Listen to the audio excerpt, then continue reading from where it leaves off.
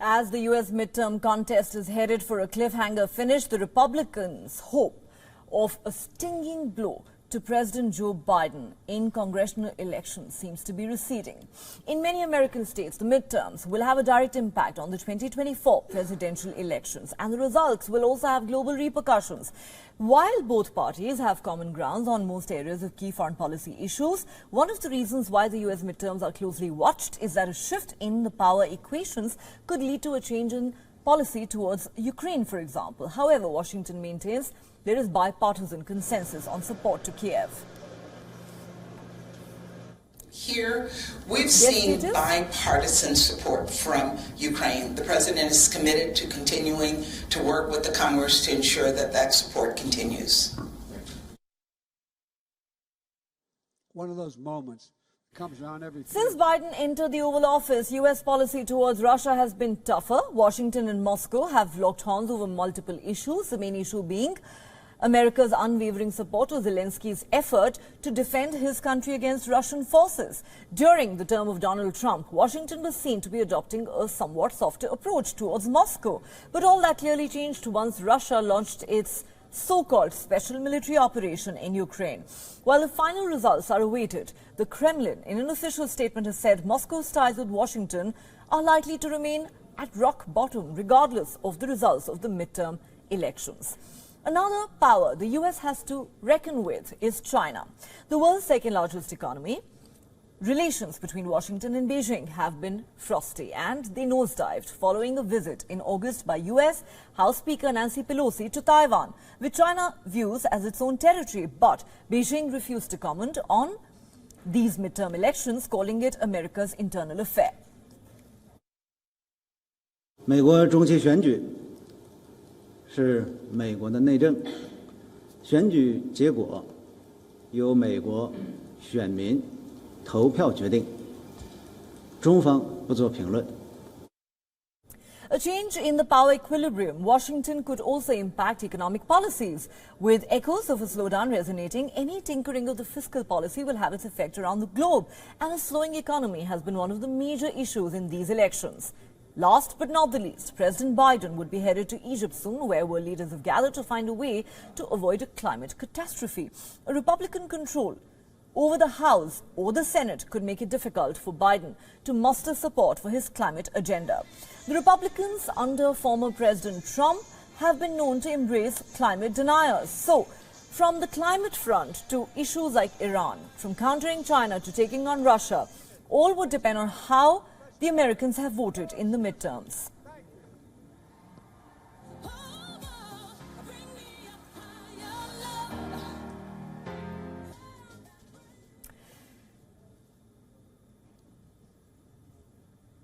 For more on this big and developing story, we are now joined by a WION correspondent, Susan Teherani, who is in New York. We are also joined by Spencer Critchley, a Democrat strategist and former communication advisor on the Obama campaigns. He joins us from Monterey in California. Thank you so much to both of you for joining us. Susan, if I could begin with you. It was a red tsunami that wasn't, in the end, it would seem, even though it all hangs in the balance right now, and it's very difficult to say at this point who is finally going to be in control of the U.S. Congress. However, would it be correct to say that the Democrats have performed far better than expected? Many in the party are in fact jubilant. They're saying that we've bucked a decades-old political trend in the United States. And therefore, even if the Republicans do end up gaining control of the House, which is something they're widely expected to do, would the Republicans and Donald Trump in particular be rather disappointed at the end of these elections?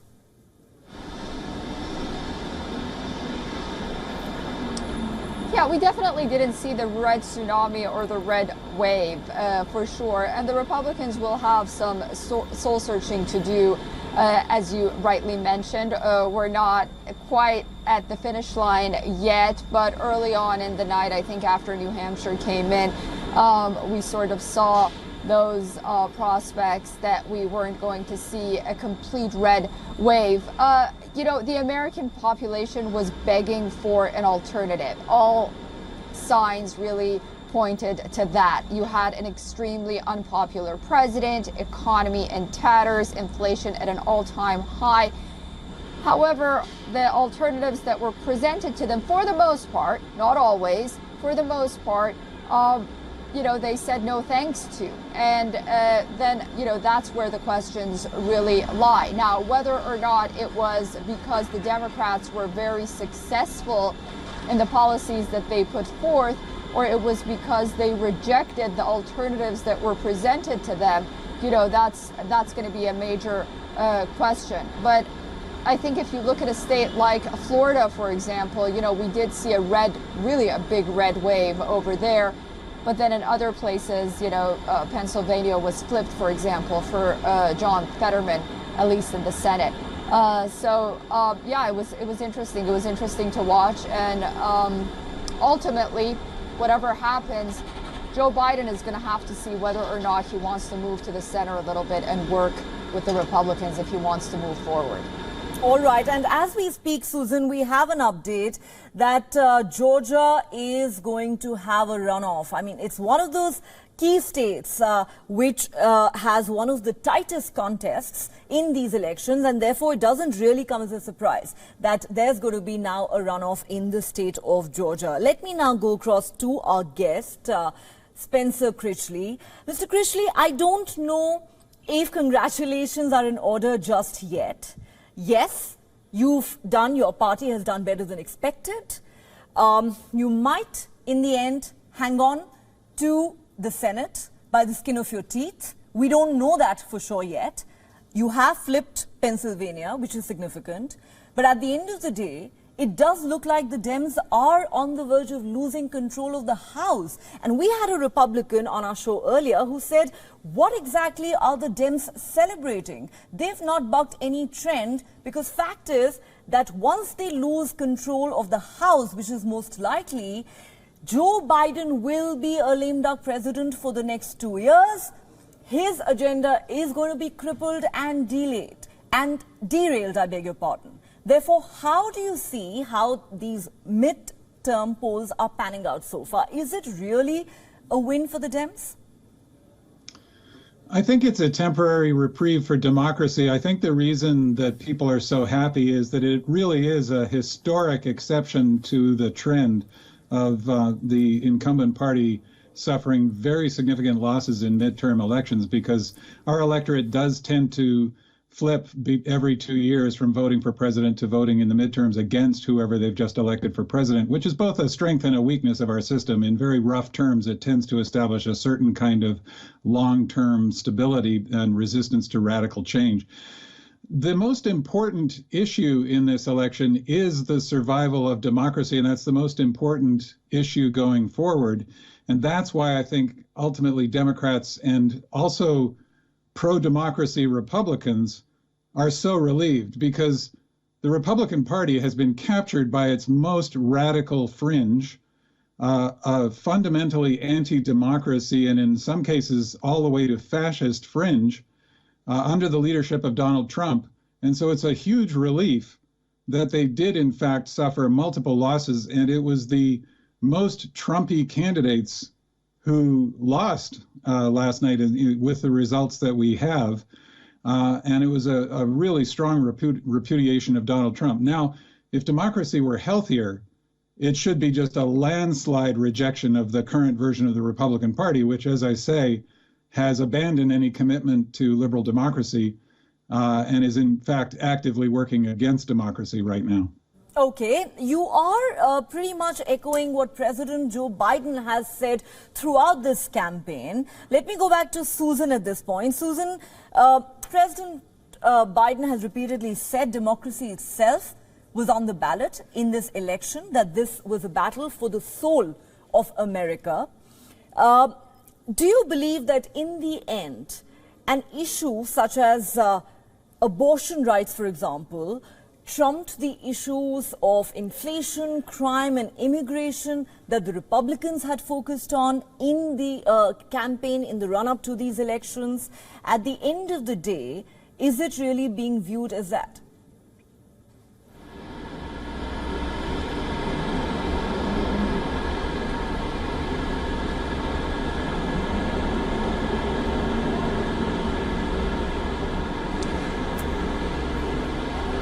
Susan, can you hear me? I think I just didn't get the last part of your question. I think it was whether or not abortion played a role in what we're seeing, at least until now. Well, yes, the essence of my question really is, Susan, that in the end, was the democratic agenda, in a sense, did it emerge as having taken precedence over some of the issues that the Republicans focused on in this election? For example, democracy and abortion rights on the one hand, and inflation, crime, and immigration on the other. Let's see. Maybe abortion was a sleeper issue that the Republicans underestimated. We'll have to wait and see. I would say that is unlikely, considering the fact that kitchen table issues were so prominent, at least, on the ground reporting that I was doing, a lot of reporters were doing across the country. Abortion was important, but I will continue to say that most Americans, when it comes to abortion, they fall somewhere in the middle. I think a lot of the voters that went to the polls, a lot of Americans, the situation, the atmosphere was ripe. They were begging for an alternative. The problem was the alternatives that were presented for them were just not strong alternatives. To borrow a phrase from Mitch McConnell, candidate quality at the end of the day that did matter. Now, a lot of former President Donald Trump's policies are still extremely popular among the Republican Party. Trumpism is still popular. The issue is Donald Trump himself is not a popular personality, just like Joe Biden isn't in the Democratic Party. So it's not clear whether or not, this was really the issues that really took voters to the polls were the main issues that the Democrats were pushing for, or it was because the Republicans weren't successful enough in presenting not only alternative candidates, but strong alternative policies to the failed policies of the Democratic Party. All right. Let me now come back to Spencer Critchley. Mr. Critchley, even though no official announcement has been made so far, but if his statements made in recent days are any indication, it is clear Donald Trump is going to run for the White House again in 2024. He seems to be already taking on quite publicly fellow Republican Ron DeSantis, who's had a big win in Florida. But talking about the Democrats and President Biden in particular, I have two questions for you. Number one, if the Democrats do manage to retain control of the Senate, would that mean that President Biden would fancy his own chances in 2024? He is likely to perhaps consider rerunning much more seriously then. And number two, I come back to the point that is made repeatedly by Republicans as well as analysts who point out that once the Democrats lose control of the House, how exactly is President Biden hoping to push through his agenda, whether it is on climate crisis or immigration or abortion rights, for that matter, aid to Ukraine? I think I can combine answers to both of those questions. It will be a big problem if Republicans do, in fact, gain control of the House, which is likely. We don't know that, of course. It's leaning in that direction. On the other hand, Joe Biden, who has maintained he will be running again, has been notably successful at getting bipartisan legislation passed.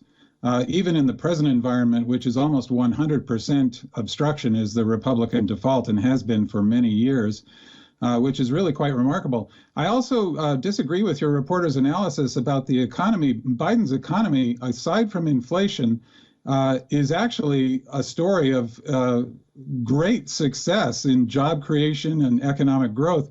Inflation is a very difficult electoral issue. It's hard to tell people that everything else is doing great, when in fact, under Biden, as I say, there's a long list of successes.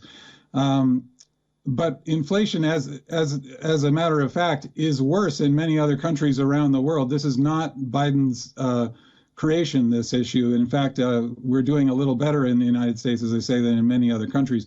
And if you look at his record overall, the data shows he's actually one of the most successful. He's had one of the most successful first 2 years of any president in modern history. People are reaching back to Lyndon Baines Johnson in the 1960s to try to find parallels, and Johnson had enormous majorities in Congress. So Biden, I think, will be a very strong candidate if he runs again.